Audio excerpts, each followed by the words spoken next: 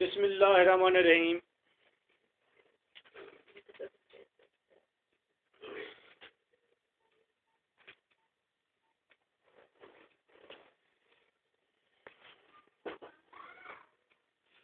आपकी बुक कहाँ है?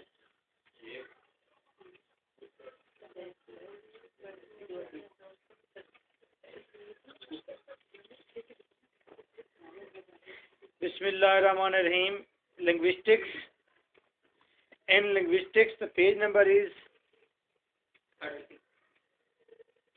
34. Chapter number 4. Phonetics. आज हम phonetics पढ़ने जा रहे हैं।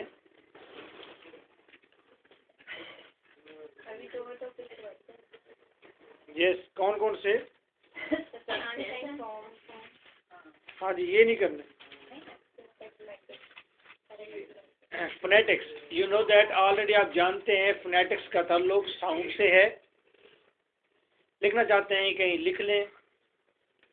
और फोनोलॉजी जो है, phonology that is a branch of phonetics. Phonetics में क्या क्या चीज़ें काउंट होती हैं, क्या क्या चीज़ों को एनालाइज और स्टडी किया जाता है।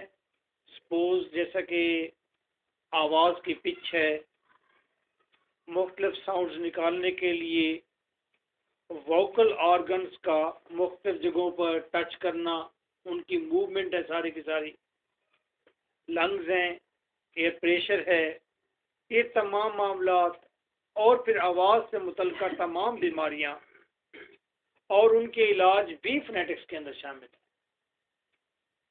Let's see, first of all we have to detect the definition of phonetics. Phonetics is the scientific study of the production, transmission and reception of speech sounds. Scientifically हमने तीन चीज़ें देखनी है। स्पीच साउंड की production कैसे होती है, transmission convey कैसे करते हैं, रिसेप्शन और परसीव कैसे करते हैं। इसका मतलब ना सिर्फ आपका वोकल कैविटी और वो वोकल ऑर्गन हिस्सा लेते हैं, बल्कि परसेप्शन वाले, रिसीव करने वाले ऑडिटरी ऑर्गन्स भी हिस्सा लेते हैं। उनकी भी रिसेप्शन हम स्टडी करते हैं किसके अंदर, फोनेटिक्स में। It studies the medium of spoken language. ये स्पोकन लैंग्वेज को डिस्कस करती है।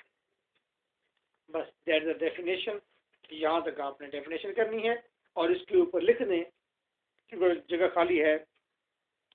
डेफिनेशन फ्रॉम द पेज 15, ऊपर लिख दें डेफिनेशन फ्रॉम पेज 15, और पेज 15 खोलिए, वहाँ पर आपको फोनेटिक्स की डेफिनेशन मिल जाएगी। देखिए है कहीं पेज नंबर 15 पर फोनेटिक की डेफिनेशन?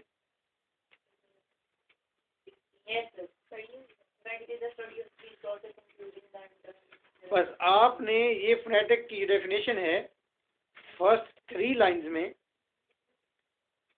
फोनेटिक की ये डेफिनेशन जो है, एंड पर पैराग्राफ बना हुआ है। Phonetic is the study of, यहाँ से शुरू करेंगे और तीसरी लाइन में ऑफ स्पीच साउंड्स तक। ये डेफिनेशन आपने हमेशा हमेशा के लिए कवर कर लेनी है। जब भी फोनेटिक्स लिखना शुरू करें, फोनेटिक पर बात करें, तो ये डेफिनेशन यहाँ से आपने डिटेक्ट करनी। Clear ji?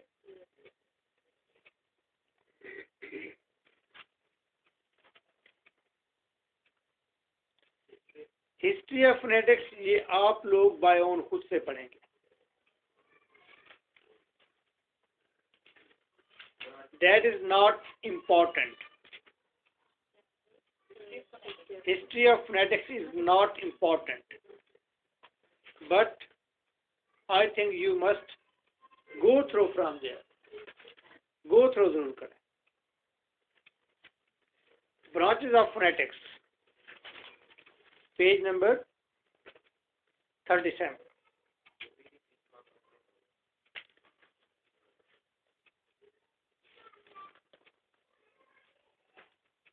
The study of phonetics can be divided into 3 main branches: acoustic, auditory, articulatory.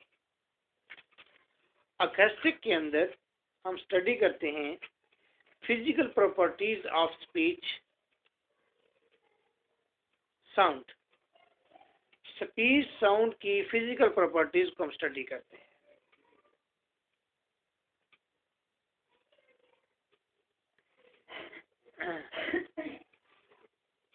Acoustics phonetics जहाँ पर लिखा हुआ है इसके साथ आप लिखें पेज नंबर 16, 40 और 39। पेज 16, 39 और 40।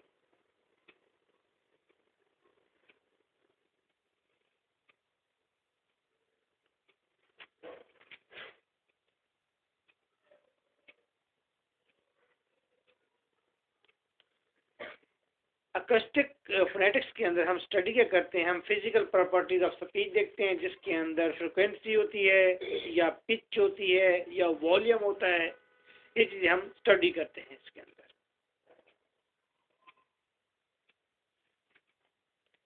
नंबर ऑफ साउंड वेव्स पर मिनट्स, इसको फ्रिक्वेंसी कहते हैं। मैं ऐसे एग्जांपल की तरफ बता रहा हूँ।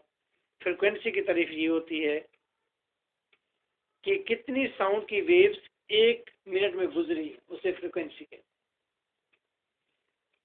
अकॉस्टिक फोनेटिक्स के अंदर हम क्या स्टडी करते हैं बानी, आप बताएं।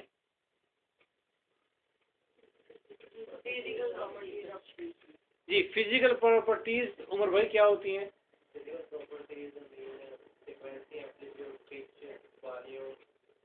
गुड, वेरी गुड, ये अंडरस्टैंड हो गया। अब आप इसको पढ़ लेंगे, अगर आपको 5-6 लफ्ज भी याद होंगे तो फिर भी आप एक्वेस्टिक फोनेटिक्स के बारे में लिख सकते हैं। स्टडी कर लेंगे तो एक आध सेंटेंस और मिल जाएगा, एक आध लाइन और मिल जाएगी आपको। इसे एक बार रीड करेंगे और आप रीड करें। Acoustic phonetics. Acoustic phonetics is the study of the physical properties of speech sounds, such as frequency and amplitude in their transmission. Acoustic phoneticians analyze the speech waves with the help of instruments. They attempt to describe the physical properties of the stream of sound that issues forth from the mouth of a speaker. Continue. It is in the field of acoustic phonetics that the most striking developments have taken place since the Second World War. Complex sound waves produced in speech can be analyzed into their components, frequencies, and relative amplitude. Considerable progress has also been made in speech synthesis. Acoustic analysis has confirmed, if confirmation was needed, that speech is not made up of the sequence of discrete sounds. The articulatory features of rounding of voice, of nasality, of obstruction, and of friction can also be identified acoustically. Acoustic phonetics has achieved a good deal of success in matters of the study of the sound of vowels, but regarding consonants, it has not reached final conclusion. Okay, आपको अंदाजा हो गया कि इसके अंदर acoustic phonetics के अंदर क्या होता है। आप बोले वहां से, आप सुने, आप बोले आ बोले दोबारा ऊंची बात से। कितनी फ्रिक्वेंसी है इसकी?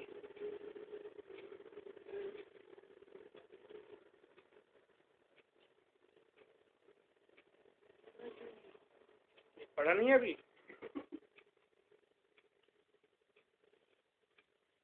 आप बताए कितनी है? बस इतना तो बताना होता है।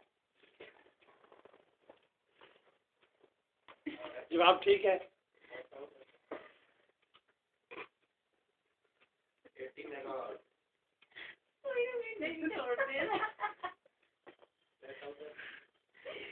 लिंग्विस्टिक पढ़ रहे हैं तो एक्टिव होके बैठे। हाँ, जवाब देना होता है आपको कि हाँ जी कितनी फ्रिक्वेंसी है, पिच बतानी होती है।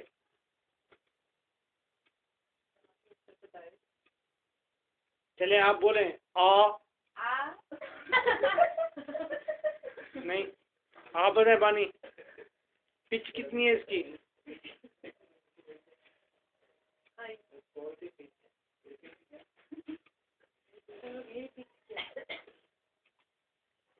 आप बताएं कलसुम पिच कितनी है इसकी? ये जवाब देना होता है, वैसे नॉर्मल क्या देना होता है, कम है या नॉर्मल है, ऐसे कहना होता है। चले हिना, चले बेटा आवाज निकाल के क्या करते हैं, क्या कहती है।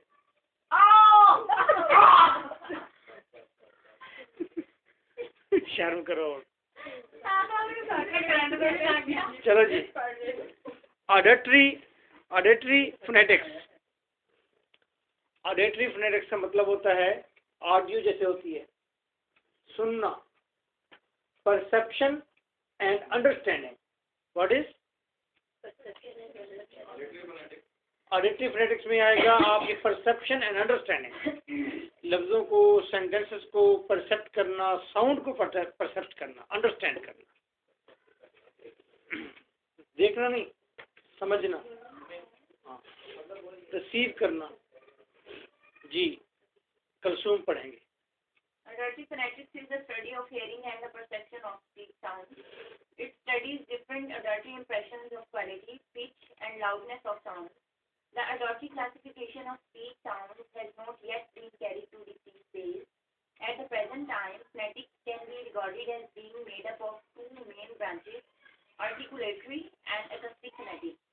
In a book like this, it would not be of any significance to go into the details of acoustic and auditory phonetics. The results of acoustic and auditory phonetics need very minute observations and great scientific and technical expertise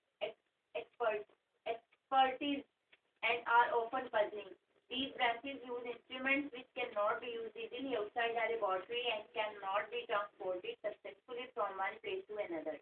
Hence, the easiest approach to observations about speech is the traditional and most common approach of articulatory phonetics, and we shall be dealing with it in great detail. Articulatory phonetics. Articulatory ये हमारा यहाँ से लेकर ये गले का और mouth का जो सिस्टम है, ये सारा सिस्टम हमारा आर्टिकुलेटरी सिस्टम है। क्या कहते हैं इसे? Articulatory system. आर्टिकुलेटरी फोनेटिक्स देखें, जो हमारे माउथ के अंदर, कैविटी के अंदर, इस आर्टिकुलेटरी सिस्टम के अंदर जो साउंड प्रोड्यूस होती है, या ये आर्टिकुलेटरी सिस्टम का कौन कौन सा अज़ा पार्ट जो है इसमें हिस्सा लेता है, उसकी स्टडी की जाती है आर्टिकुलेटरी फोनेटिक्स में। Articulatory phonetics recognizes that speech is produced by some kind of sound making apparatus.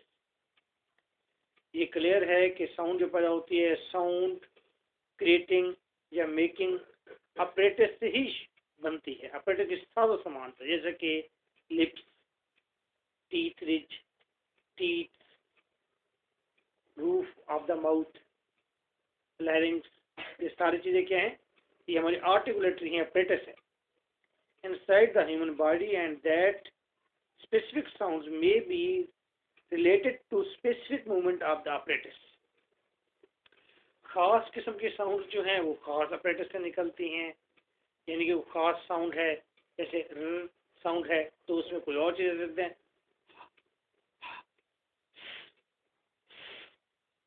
Her sound निकालने के लिए मुख्तलिफ आर्टिकुलेटरी से अज़ा जो हैं पार्ट्स वो हिस्सा लेते हैं। Hence, it is the study of movement of speech organs in the articulation of speech. अब speech organs इसमें हिस्सा लेते हैं।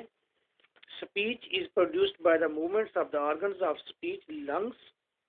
अब speech organs कौन कौन से हैं? Yes, articulatory organ कौन कौन से हैं? पहला एक lungs है, ये जो हमारे यहाँ, ये जो हमारे lungs फेफड़े जो होते हैं, ठीक है।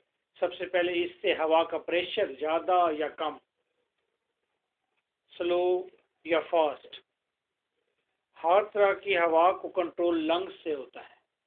लंग्स में एयर देते हैं तो आगे हम उस एयर को अपने आर्टिकुलेटरी सिस्टम यानी कि माउथ कैविटी के अंदर उसको हवा को मुख्तलिफ शेप देते हैं, जिसकी वजह से ये साउंड निकलती है। लैरिंग्स, ये लैरिंग्स है, ये जगह जो खास तौर पर है ना, ये एक बनता है इधर, ठीक है।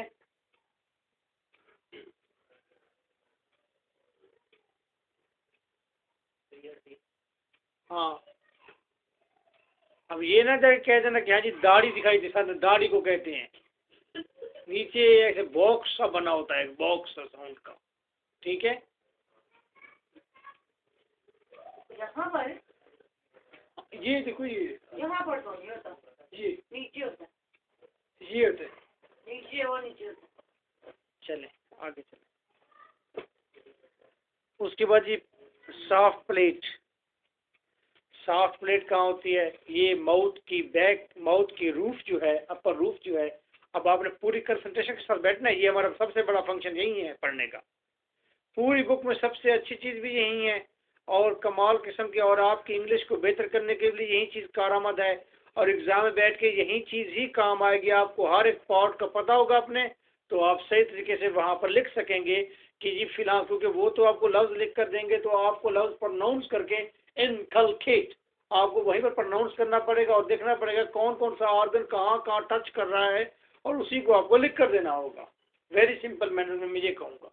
तो आपने इन चीज़ों को सही अंडरस्टैंड करना है, that is quite practical something. तो मैं अभी इनिशियल इंट्रोडक्शन दे रहा हूँ। सॉफ्ट प्लेट जो होती है वो जो रूफ ऑफ द माउथ है, ये देखो।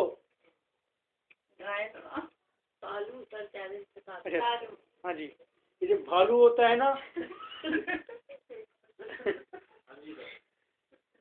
उसका भाई होता है तालू। ऊपर बैक साइड पे जो है ना सॉफ्ट प्लेट है, आगे तो रिजिड है। आप अपनी टंग को लगा कर देखे थे कहीं पर सॉफ्ट प्लेट आपको नजर आती है? मालू बंद करना बेटे, सारे लगाएं। लगाइए।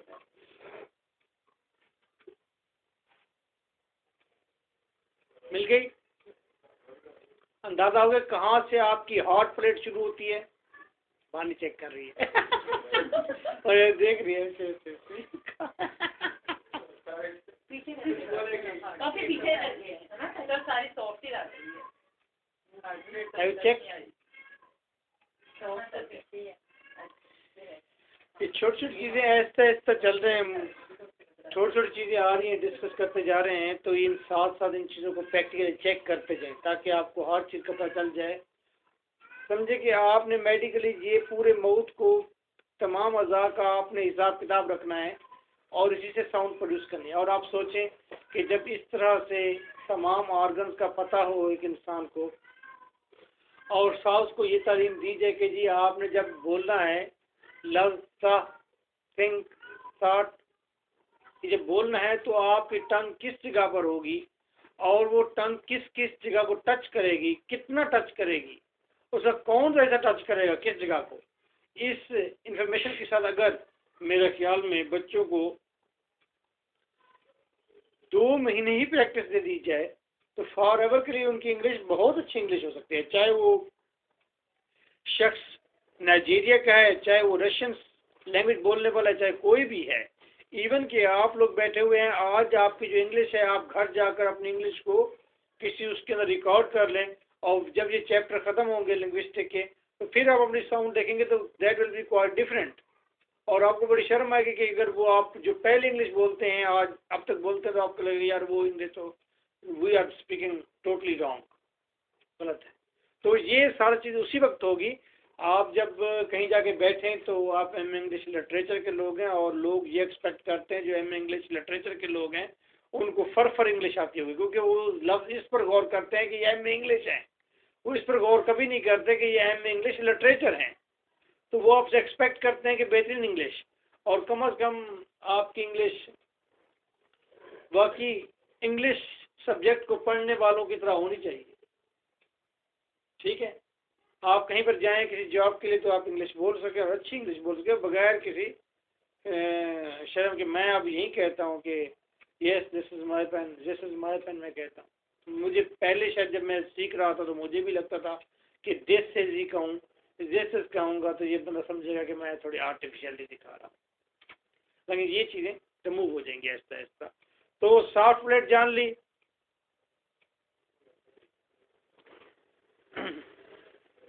टंग कहाँ है?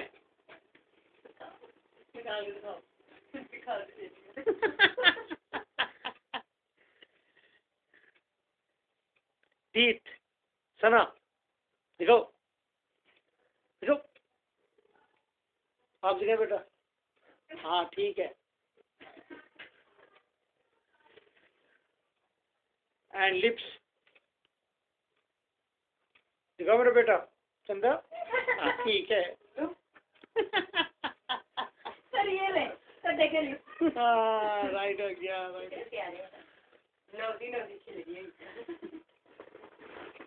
The knowledge of the organs of speech, their relation to each other, speech organs का knowledge, इनका आपस में ताल्लुक, and the way in which they are used while speaking, provide the sound basis for the classification of sounds of human language. इससे human language की भी classification होती है कि हर लैंग्वेज बोलने वाला शख्स के ये आर्टिकुलेटरी सिस्टम में मौजूद स्पीच ऑर्गन्स जो हैं मुख्तलिफ तरीकों से मुख्तलिफ जगह पर टच देते हैं, जिसकी वजह से मुख्तलिफ लैंग्वेज वजूद में आती हैं। लाजमी नहीं है कि इंग्लिश की लैंग्वेज जो है उसके अंदर भी वही टच मौजूद हो, सेम टच मौजूद हो जो टच अरेबिक लैंग्वेज में है, या जो मतलब गुरमुखी के अंदर है, या जो हिंदी लैंग्वेज में है। The production of speech, the speech mechanism. अब स्पीच मैकेनिज्म क्या है?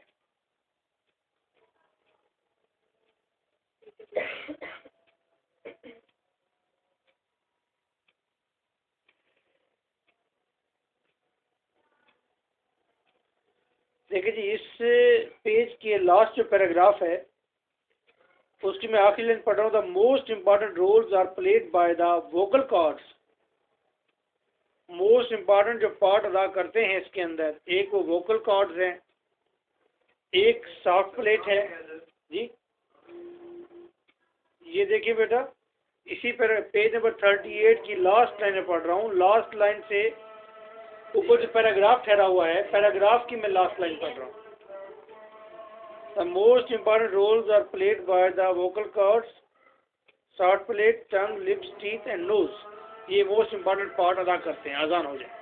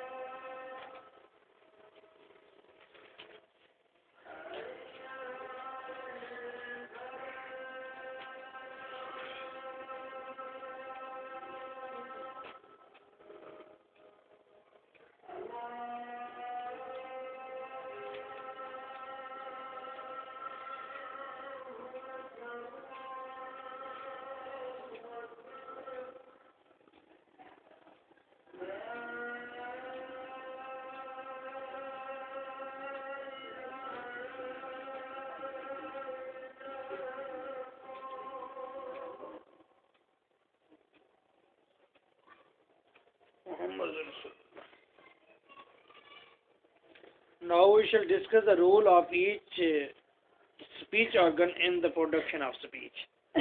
स्पीच की प्रोडक्शन में हर ऑर्गन का अब हम देखेंगे बारी बारी। नाउ फोनेटिक्स के अंदर हम स्टडी कर रहे हैं आर्टिकुलेटरी फोनेटिक्स।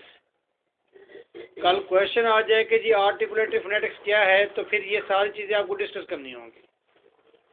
आर्टिकुलेटरी फोनेटिक्स के अंदर अगर आपसे पूछा जाए कि मुख्तलिफ स्पीच साउंड्स का क्या उसमें अमल दखल है, मुख्तलिफ स्पीच ऑर्गन्स का क्या अमल दखल है, उसके बारे में आप डिटेल करें तो आप ये सारा मजीद लिखेंगे। या इसमें से आपको कोई एक आध पॉइंट दे देंगे, 2 पॉइंट 3 पॉइंट भी बताइए जी वोकल कॉर्ड्स का क्या फंक्शन है, तस्वीर के जरिए वाजे कीजिए। ये जो सामने तस्वीर बनी हुई है, अक्सर ये तस्वीर बनानी पड़ती है एग्जाम में, ठीक। इस तस्वीर के जरिए हम तमाम तर आर्टिकुलेटरी सिस्टम को एनालाइज करेंगे, अंडरस्टैंड करेंगे, और बारी बारी हर एक के टॉपिक बना दिए गए हैं। मेरे ख्याल में इतनी आपने समझ ली होगी मैं क्या कहना चाहता हूँ। ये चीज़ें अब बारी बारी आप 1 बाय 1 हर ऑर्गन को पढ़ने जा रहे हैं, बस सिंपल इज दैट।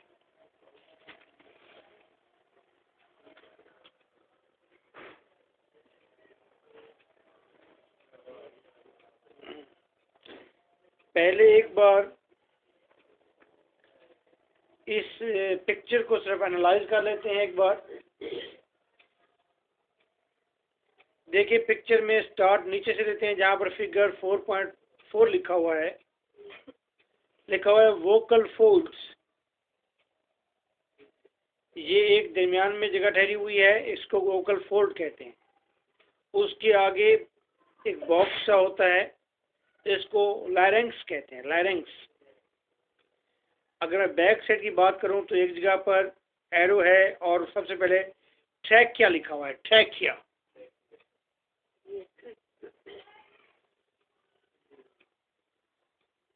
उसके बाद लिखा हुआ है जी गुलेट फूड पासिंग पैसेज है, यानी कि फूड के पास करने का ये रास्ता है जो पिछली साइड पर हमारा होता है। आसिफेगस है उसके अंदर, ये आसिफेगस वही पार्ट है। मैं इसी के ऊपर जाता हूँ तो देखें जहाँ से टंग की बुनियाद है, जड़ है जहाँ पर, उससे पीछे एक जगह है जिसको एपिग्लोटिस कहते हैं। साथ बोल लें एपिग्लोटिस। ये फेरिंग्स है, आगे का रास्ता जो खाली पड़ा हुआ है ये फेरिंग्स है। नीचे आपने देखा था लैरिंग्स था, लैरिंग्स नीचे है, फेरिंग्स यहाँ पर है। अवूला, अवूला जहाँ नीचे वाली नुक्कड़ थी, नीचे वाली साइड थी, एज था, उसे हमने एपिग्लोटिस कहा था, तो ऊपर वाले एज को हम कहते हैं अवूला। अवूला के आगे सॉफ्ट प्लेट है, और फिर थोड़ा सा आगे जाके हार्ड प्लेट शुरू होती है, और ये अभी आपने टच करके देखा भी है। इसके ऊपर से जो रास्ता जा रहा है वो नेजल कैविटी है, नाक का रास्ता है। नाक से भी सांस हम ले सकते हैं, मुंह से भी ले सकते हैं। आप मुंह से भी हम खा सकते हैं, लेकिन नाक से नहीं खा सकते, ये मजबूरी है। सिर्फ सांस ले सकते हैं नाक से, जूस पी सकते हैं नाक के साथ, वो अंदर नाली डाल के ना। सोफिया कहती है अच्छा हाँ। नहीं तो सर वो बार दफा देखने जाऊंगा हॉस्पिटल में, जब कोई प्रॉब्लम हो तो फिर इसके लिए पूछे नहीं। देखो बेटा, यहाँ से फिर मैं स्टार्ट से नीचे शुरू करूंगा और मैं टंग की बात करूंगा सिर्फ और सिर्फ। देखिए जब टंग लिखा हुआ है ब्रैकेट में, उसको मुख्तलिफ पार्ट्स में तकसीम किया गया है। समझने की कोशिश कीजिए। वेरी टिप को टिप भी कहते हैं। टिप से थोड़ा सा पहले, थोड़ा सा टिप से थोड़ा सा आगे ब्लेड है, उसके बाद फ्रंट। अब आप इस चीज़ को एनालाइज कर लें, अंडरस्टैंड कर लें कि हमारे बिल्कुल सामने टिप, प्लेट, मैंने फ्रंट को लगाया नहीं आप, अच्छा लगा बता आपको? अच्छा राउंड को लगा, ओके। हैं जी, टिप और फ्रंट के दरमियान में। ब्लेड, हाँ नहीं ये थोड़ा बस टिप से थोड़ा सा आगे, हाँ 7 इंच पर, हाँ ऊपर वाला फ्रंट है। और जहाँ पर आप टर्न करते हैं पीछे इस जगह को तो आप छुएंगे नहीं, ये बैक है। तो 4 पार्ट्स में आपकी टंग तकसीम हो चुकी है। उसके बाद जी ये ऊंट की तरह का लंबा सा मोटा सा एक लिप दिखाया है इन्होंने, जैसे ऊंट का लिप होता है, ठीक है। ये लोअर लिप है जी, माशाअल्लाह बड़ा सेहतमंद लिप है।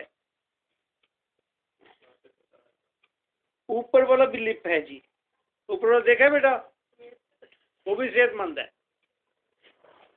उसे लिप बनाए बड़े बड़े, नजर भी आए, उसे ऊंट के लिप लगा दिए।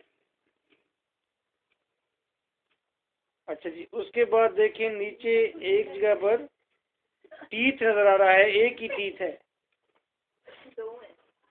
एक ऊपर है। समझने की जो चीज है, सबसे अहम जो चीज है, टीथ, मेरा बेटा ये टीथ है, टीथ से बिल्कुल पीछे जहां पर गोश्त स्टार्ट होता है, आप देखेंगे उस जगह को कहते हैं alveolar, alveolar, alveolar, alveolar, alveolar, alveolar ridge कहते हैं, एल्वोलर रिज, सारे क्या एल्वोलर, एल्वोलर रिज, रिज, ठीक है जी। इसे टीथ रिज भी कहते हैं, वैसे एल्वोलर रिज कहते हैं इसे।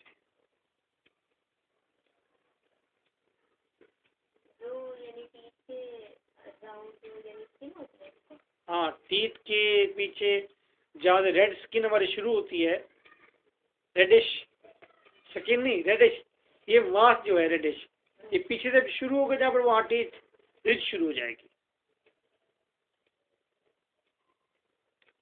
आइए आज हम पढ़ेंगे डायाफ्राम एंड लंग्स, इनका फंक्शन पढ़ते हैं?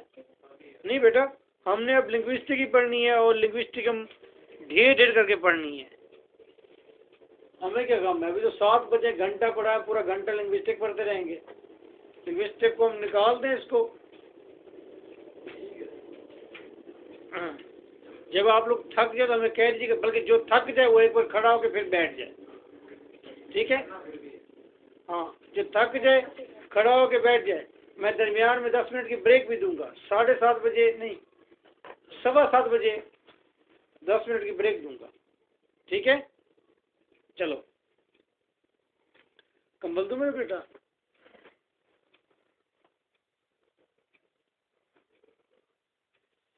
The diaphragm is situated in the human body below the lungs. Diaphragm ये लंग्स की नीचे वाली सतह पर होते हैं। मैं साथ समझाता भी जाऊँ आप लोगों को।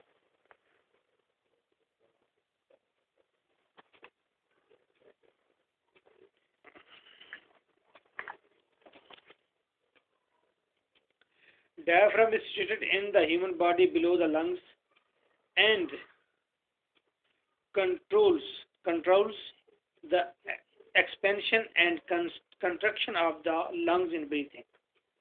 It is involved in the production of chest pulses on which the division of syllables is based.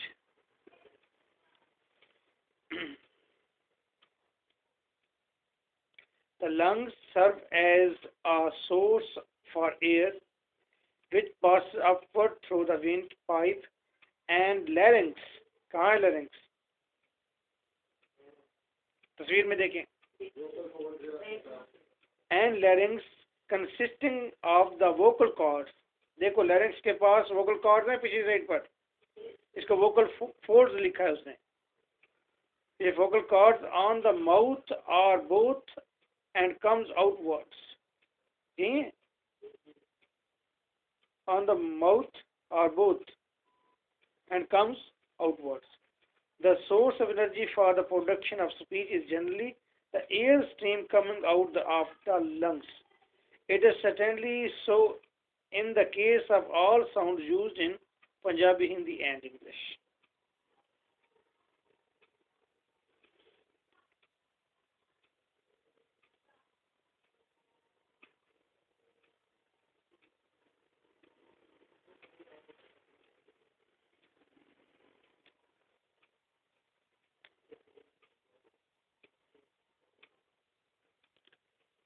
देखिए जी, ये लंग्स है हमारा, एक मैंने लंग बनाया है, ठीक है जी। दो चेस्ट में हमारे लंग्स होते हैं जिनका काम होता है कि हवा को खींचना, ऑक्सीजन जज़ब करना और फिर हवा को खोल देना। ये फैलते और सिकुड़ते हैं, फैलते हैं और सिकुड़ते हैं, ठीक है।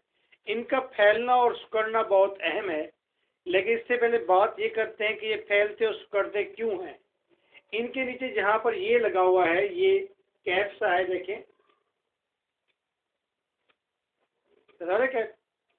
इसी तरह का डायाफ्रैंक्स होता है, इसके क्या नाम है जी इसका, हाँ डायाफ्राम, इसका डायाफ्राम होता है नीचे। बस समझ लें कि नीचे कोई चीज़ इस तरह की होती है जो इस बटन टाइप है या इस ढकने की तरह है, इस तरह की कोई चीज़ है, उसकी वजह से ये फैलता है और सिकुड़ता है, फैलता है और सिकुड़ता है, ठीक है, इस डायफ्राम की वजह से। क्लियर? ये बात क्लियर हो गई? ये कैसे फैलता सिकुड़ता है, that is the term of medical. ये मेडिकल का काम है कि इसका क्या फंक्शन है, कैसे इसको एनर्जी मिलकर सिकुड़ता फैलता कैसे है। That is not concern with us. हमने सिर्फ ये देखना है कि डायफ्राम हमारी स्पीच में, डायफ्राम जो है हमारी साउंड्स के अंदर अहम किरदार अदा करता है। हमने सिर्फ ये देखना है क्या अहम किरदार अदा करता है। वो उस लंग को कंट्रैक्शन में लाता है और फिर एक्सपेंशन में लाता है। अच्छा, ये कंट्रैक्शन और एक्सपेंशन का भी फंक्शन है। ये कंट्रैक्शन बंद होना और एक्सपेंशन जो है ये हवा की एक वेव बनाते हैं, शॉर्ट वेव बनाते हैं, या मैं दूसरे लफ्जों में कहूंगा एक पल्स बनाते हैं, एयर पल्स बनाते हैं। और इस एयर पल्स का हमारी साउंड के साथ बड़ा ताल्लुक है, ठीक है। मैं एक लफ्ज बोलता हूं, इनकलकेट, इनकलकेट, इनकलकेट। देखो बेटा, जब मैंने इनकलकेट कहा है तो इसका मतलब ये नहीं है कि हवा यहां से आई, हवा यहां से आई और माउथ के अंदर इनको मुख्तलिफ स्पीच ऑर्गन ने उसको मुख्तलिफ शेप देकर सिर्फ दे दिया है। That is not enough only in. कोई कहे जी इन आपने जब बोला है तो आपने अपने टीथ और टीथ रिज को आपने टिप ब्लेड ये टच करके, tip and blade of tongue touch करके, tip and blade of tongue आपने टच किया किसको, टीथ को, टीथ रिज को। इन खलखेट ये किया तो इन खलखेट आपने माउथ में बोला तो वो आ गया, इनखलखेट बन गया। नहीं, ऐसा नहीं हुआ। सिर्फ ये हुआ है, इसके साथ एक और काम भी हुआ है। अगर मैं अपने सीने पर हाथ रखूं और मैं अगर स्पीच साउंड इसको बनाऊं तो इन खल खेत, यहां पर 4 पल्सेस हैं। मेरे लंग्स ने हवा को 4 दफा धकेला है, 4 पल्स दिए हैं, यानी कि पीछे से वो लंग जो है 4 मरतबा एक्सपैंड हुआ है, कंट्रैक्ट हुआ है, इन खल खेत, ठीक है। इसका मतलब है कि सिर्फ और सिर्फ इस कैविटी का काम नहीं है, बल्कि जब हम स्पीच ऑर्गन्स की बात करते हैं तो डायफ्राम से बात शुरू होती है। Diaphragm is the cause of extension and contraction of the lungs. Lungs उस कंट्रैक्शन और एक्सपेंशन की वजह से क्या प्रोड्यूस करते हैं, पल्सेस, पल्स प्रोड्यूस करते हैं, एयर पल्स प्रोड्यूस करते हैं। Air pulse is useful in creating the sound. ठीक है, चलो जी।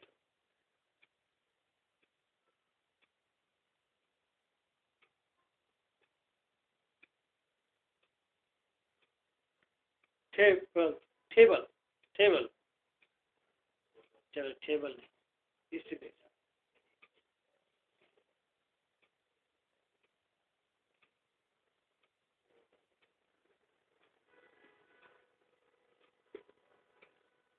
मैं आपको लफ्ज ढूंढ के देता हूँ, मुझे आपने तलाश करके देना है उसका कि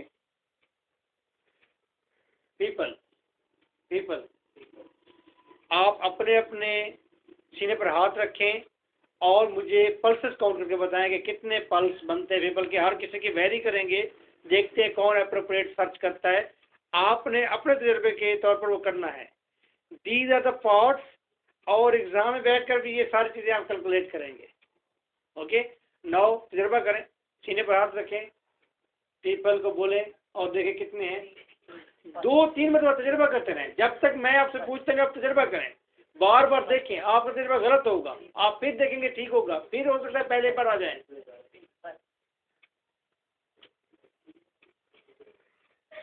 आप लोगों को भी करना है।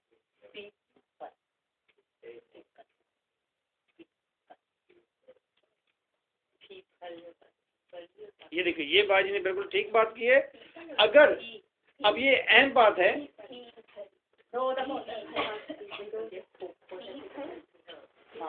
अब देखिए ये अहम बात थी कि अब इसी तरफ आप आने लगे हैं खुद ब खुद ही, कि अगर आपकी प्रोनाउंसिएशन ही ठीक नहीं होगी तो पल्सेस ठीक काउंट ही नहीं होंगे। तो आप सोचिए क्या है सही प्रोनाउंसिएशन, उसके मुताबिक पल्सेस निकालें। रेडी है? मैं दे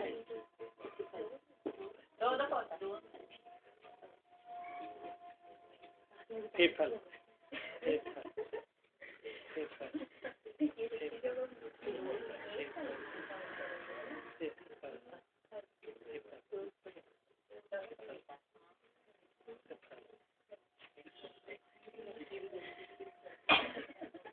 ओके जी। हाँ मैंने, हाँ जी जी जी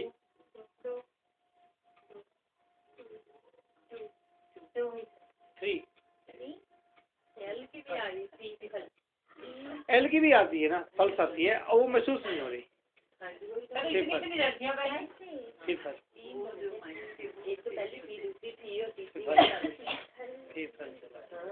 पीपल एल की भी आती है, पल्स आती है।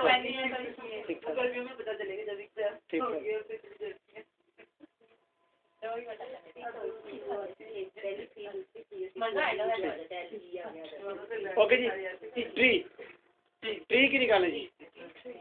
Tree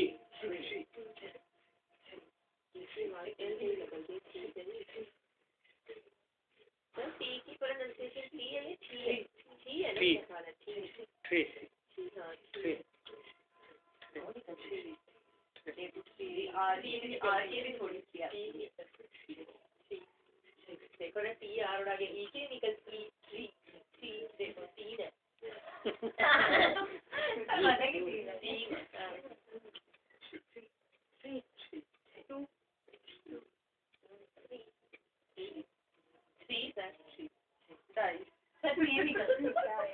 one. देखिए आपके एस्टिमेट कितने गलत हो रहे हैं। ठीक सिंपल ठीक, एक ही पल्स आती है। ठीक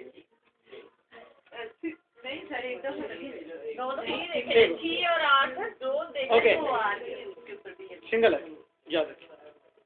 टेबल की निकाल लीजिए आप, अब पता चलेगा। टेबल टेबल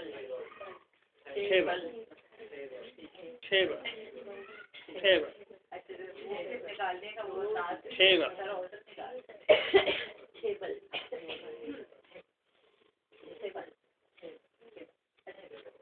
ठीक है सर, पूछे जी। तीन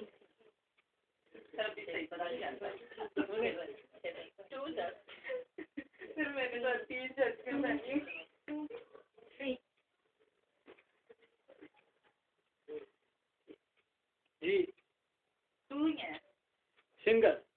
डबल की सिंगल होती है। दो सारे दो छेबा। छेबा। अच्छा अच्छा, अब इसका ये प्रॉब्लम है, इसका प्रॉब्लम ये है कि द प्रॉब्लम्स ऑफ प्रोनाउंसिएशन है, हम बहुत सारी जगहों पर गलत पल्सेस देते हैं। छेबा उसी तरफ आ रहे हैं ना, उसी तरफ आ रहे हैं ना, इस ऐसा। हाँ नहीं, रॉन्ग होगा ना। अगर आप रॉन्ग बोलेंगे तो एग्जाम वाले मैंने आपको पास नहीं करेंगे, वो कहेंगे ठहरो ना इधर के, हाँ जी आप बोलते गलत हो। तो यहीं से सीख के जानी है।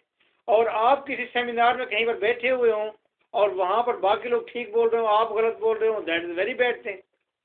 आप इंग्लिश लिटरेचर तो करते, लेकिन वहाँ पर आपको बोलना ही नहीं आ रहा। आप करें यार ये तो, आप किसी के साथ बोलें कि सेमिनार में बैठे हम हेलो हाँ यू, आप कहें हाँ ये हाय कीपिंग ना आप परे मर, मैं बोलना नहीं तेरे नाल। तो साथ आप भी शुरू हो जाएंगे ना। हाँ ये नहीं कि डर के बाद पता चले यार जी इनकी इंग्लिश बढ़िया है। ठीक है जी।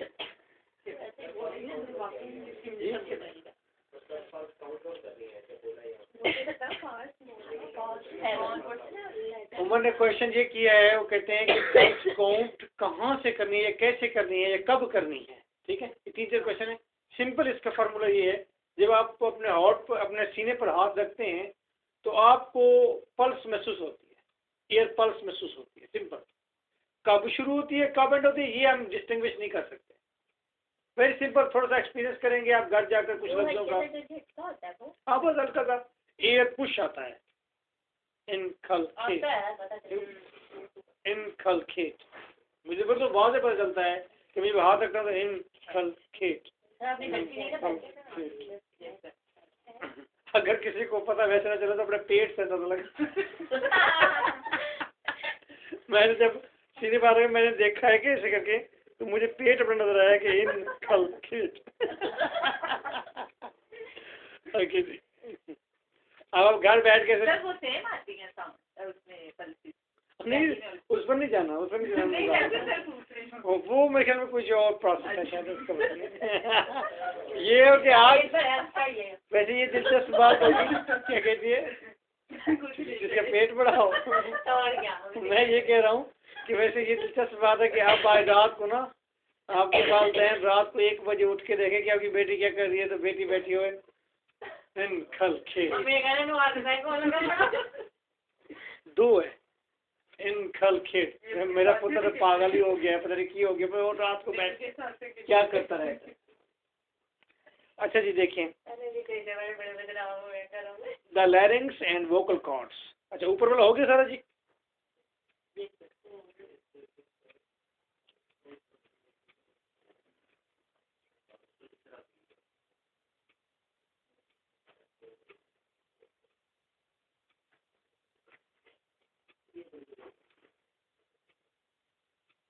अच्छा एक चीज ये देख रहे हैं जी, the lungs serve as a source for air.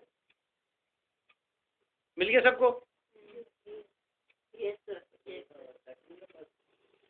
पहला पैराग्राफ ही है, the lungs serve as a source of air which pass upward. लंग्स से हवा निकलकर अपवर्ड जाती है through the wind pipe, wind pipe के जरिए।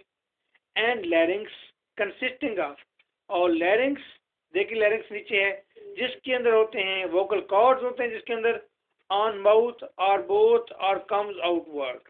ये बात आप छोड़ दें, लैरिंग्स में से आती है जहां पर वोकल कॉर्ड्स मौजूद होते हैं, क्योंकि जब हम वोकल कॉर्ड जाके पढ़ेंगे तो फिर मैं आपको पूरा समझाऊंगा कि वोकल कॉर्ड का फंक्शन क्या है।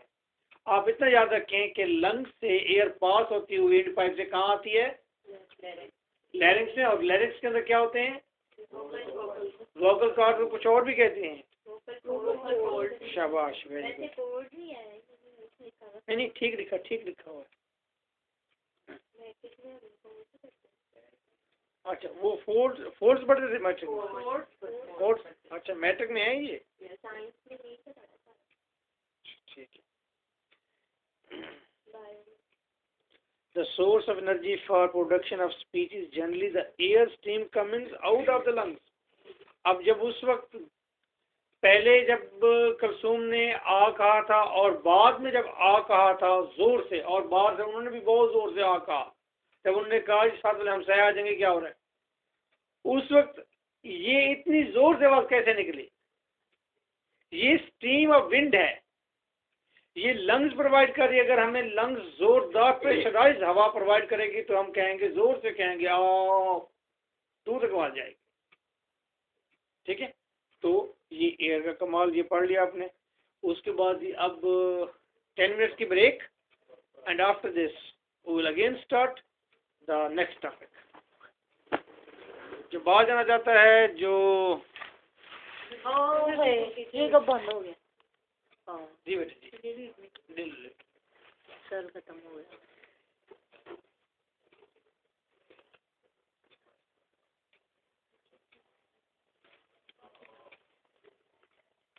पता नहीं अब कब बंद हुआ।